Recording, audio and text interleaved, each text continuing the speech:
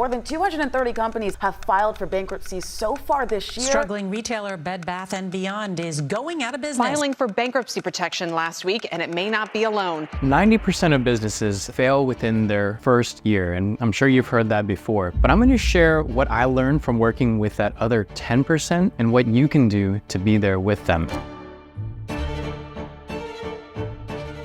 See, I've worked now for over 3 years at Empire Flippers, which, if you don't know, is a brokerage that helps people to sell and buy online businesses. And I've worked directly with hundreds of businesses, whether through migrating their businesses or interviewing them for seller interviews. Now, we don't just sell any business that comes our way. These businesses do have to meet specific criteria and be worthy acquisitions for our marketplace of buyers. In fact, our acceptance rate for the businesses that actually make it to our marketplace is lower than Harvard's annual acceptance rate. So I've seen a distillation of what people are doing right through seeing all of these exit-worthy businesses. And I've also seen businesses that didn't make it or were maybe at one point successful, but then declined or really imploded overnight. And I've talked a lot about what other people are doing right in other videos, but in this video, I'm going to talk about the second part, which is what people have done wrong at maybe the second season of their business, because it's almost more heartbreaking and probably more costly to find your niche, to build the business, to see that early success and get really excited, to spend maybe a couple more years on it,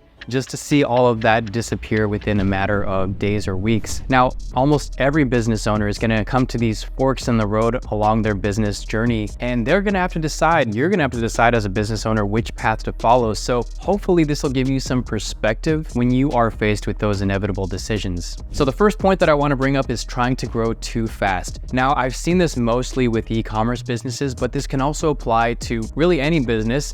Also apply to SaaS businesses or agencies. Now, this of course is for bootstrapped businesses that rely on their monthly income to survive, not ones that have that cushion of investment funding. So for e-commerce businesses, I've seen people who have early success with a product and then they go hard into expanding that brand line with other kinds of related products or different variations of that same product. Now, the thing to realize is that every time you launch a new product, you're spreading your capital thin as far as what you can allocate towards the original product that did well to bring your business to that point to begin with. Now, this is just an inventory issue waiting to happen. And you probably know this if you have experience on Amazon FBA.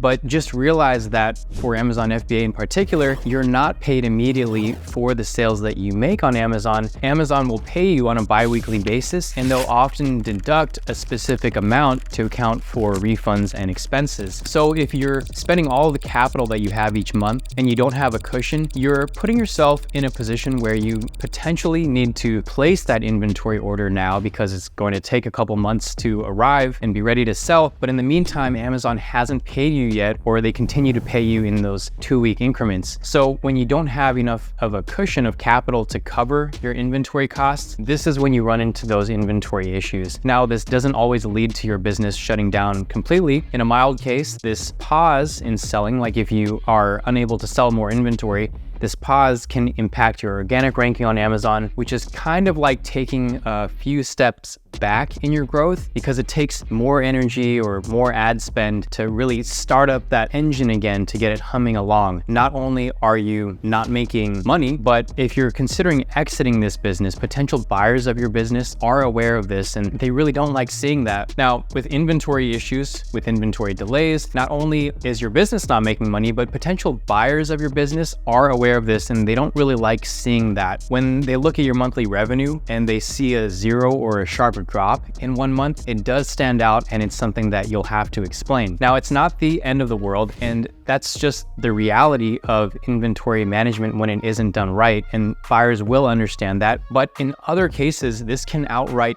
end your business if you simply don't have enough capital to cover the costs and you're constantly in that buy, stop, go, buy, stop, go. It's really not going to enable you to grow, or you're going to have to be taking much bigger risks each time you decide to use your credit card to buy that that inventory just to get out of that cycle. So as mentioned, this can also apply to SaaS businesses and agencies. Now, for these types of businesses, the risk of growing too fast comes with taking on too much overhead in the form of employees because you were projecting a certain amount of growth, but you weren't taking into account customer churn rate, or for agencies, not taking into account clients who just don't pay on time, or those crap clients who just don't pay altogether. Personal experience, when I was doing client work, I actually had a client who was trying to build, I guess, a SaaS type of business, and he asked me for money to cover him in his failing business. And then he fled the country after he was unable to pay any of his employees. So as a business owner, ambition, of course, is great, and it's necessary, especially for innovative businesses. But growing at the expense of employees who have put their faith in you is just irresponsible. And in this case of my client, it became criminal. So you can choose to not be this type of business owner or person by understanding your growth metrics and everything that can hurt those metrics, and creating enough of a cushion on your growth plan and your daily operations to make sure that it's not game over if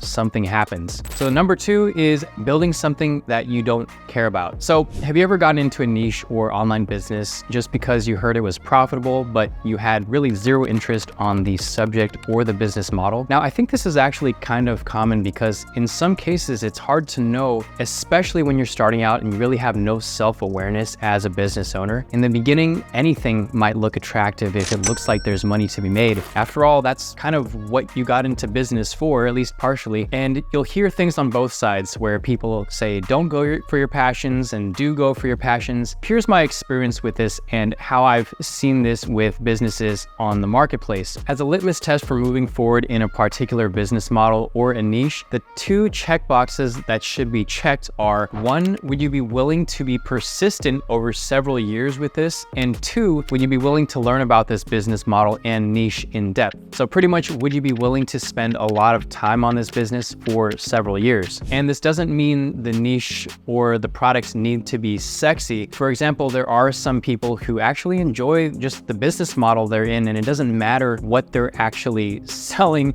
and if they're selling a completely unsexy product like paper. And if you know that about yourself, that you still be driven by the process of just running an e-commerce business, regardless of the type of product, that's great. You just need to be honest about what it is that will light you up, because if it doesn't light you up, then you're really not going to be persistent, and you're not going to go in depth with the business as you need to, or as your competitors will be. Now, you're going to be learning a lot about yourself as a business owner through just doing business. So much of this is going to come also from doing, but whatever you do, just don't choose it just because someone else in an online course told you to choose this business model or this niche, but in reality, you actually hate doing the work. So do you actually enjoy writing or overseeing writers to create content necessary to produce a content site? Or do you enjoy working with physical products and branding? Also, it's completely natural to enjoy your business at a certain phase and then not be into it once it reaches another point. In fact, I've interviewed tons of business owners about why they're selling their business, and one of the most common answers I get is that they really enjoy the growth phase of the business, but they're not really as much into the day-to-day operations of the business, or they know what they have to do to scale it to the next level, and they just don't want to do that. And that's perfectly fine too. In fact, it's a sign of wisdom to know when a business would be in a better place if you stepped away from it and handed the reins over to someone else. Which leads to the next potential mistake, which is not adjusting to the different levels or phases of your business. So have you heard the saying that growing a business from 0 to 6 figures is different from taking a business from 6 to 7 figures? Sometimes taking a business to the next level requires a different skill set, refined operations, an injection of capital to buy inventory or enter new markets or revenue streams. So as a business owner, you really have 3 options when you come to this fork in the road. You can either acquire the skill sets yourself needed to grow the business to the next level, you can hire for the necessary skill sets, or you can sell the business to a person or company with the necessary skill sets, capital, or time. Of course, there are also business owners who just keep doing the same thing and keep the business running, and that's fine too. But if you're starting to feel like the business is stagnating or declining and you don't want to do the things necessary to take it to the next level, well, that's a sign that it's time to consider an exit or hiring. All right, that one was a bit further down the road. Let's get back to more of the actual operating of the business. So the next point is about going for black hat techniques. Black hat techniques are techniques to grow a business in a way that violates the terms of service of the platform that you're selling or operating on. So for content sites, this looks like using a private blog network or PBNs as a hack to rank your site more quickly. And this is in violation of Google's terms of service. Now, for an Amazon FBA business, this could look like paying customers for positive product reviews, or for a Kindle ebook business, this could look like copying content from other people's books or selling books on topics that are copyrighted. If the platform catches you doing this, then you will be penalized. And if it's a light penalty, this could look like your traffic dropping, paid product reviews being removed, or a book being removed. Now, if it's a harsher penalty, this would look like you being banned and your entire business disappearing overnight. So just because this hasn't happened to you, if you are engaging in black hat techniques, you still could be banned in the future. You know it, and you'll probably think about it, and potential buyers will definitely be thinking about it. Gray hat techniques, though, are where things get, well, a little more in the gray zone, where it doesn't outright violate the terms of service of that platform, but if the platform found out, then there's a possibility that you would be penalized in some way. When it comes to using AI to produce content, for example, are you using it as part of your workflow, but you have an editor, a human that's ultimately creating human-written pieces of content from it? Or are you using AI to just produce content and trying to pass it off as a human? This is where a lot of people decide kind of where on the spectrum they're willing to be when it comes to gray hat techniques. As an e-commerce business, you can still ask people about how they felt about your product and to encourage them to leave a review about their opinions. As a content site owner, you're probably going to leverage AI in some capacity to remain competitive, but I'd advise whatever you do against using black hat techniques, especially if you want to have a business that you could easily sell in the future. What most platforms really want is for you to create things of quality, and it really pays to have a business of quality because those are the businesses that are promoted on those platforms, but it also leads to easier sells in the future, which leads to the next point about paying for the absolute cheapest things when building your businesses. So paying for the absolute cheapest things, while cutting cost is an important aspect of running any business, being overly frugal can actually have negative effects. So for e-commerce, you might have increased your profit margins by buying far cheaper inventory, but your star rating on Amazon and really your reputation online for any e-commerce business can make or break your business. For example, have you ever been shopping for a product on Amazon and you've seen reviews where customers say